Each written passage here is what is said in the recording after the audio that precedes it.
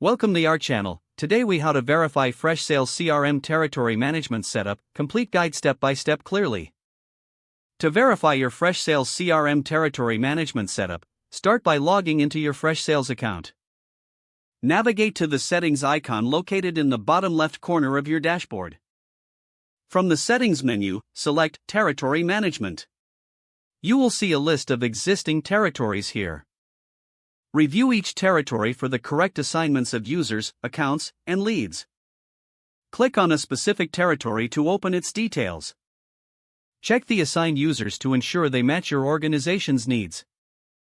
Review the accounts associated with each territory. Make sure the leads are correctly distributed among the territories. For a deeper analysis, click on the Reports section in the sidebar. Generate a report to visualize lead distribution across territories. Look for any discrepancies that may affect your sales strategy.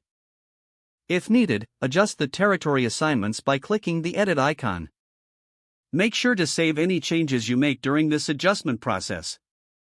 Return to the main territory management page to verify all changes are correctly reflected. Finally, communicate any updates to your team to ensure everyone is aligned with the territory assignments. If the page does not load, refresh the browser or try again in a private or incognito window.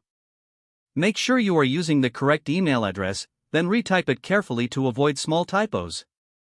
If your password is not accepted, use the reset option and create a new strong password you can remember.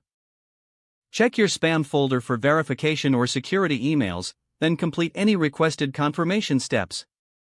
Enable two-factor authentication if available to improve account security and reduce unauthorized access risk.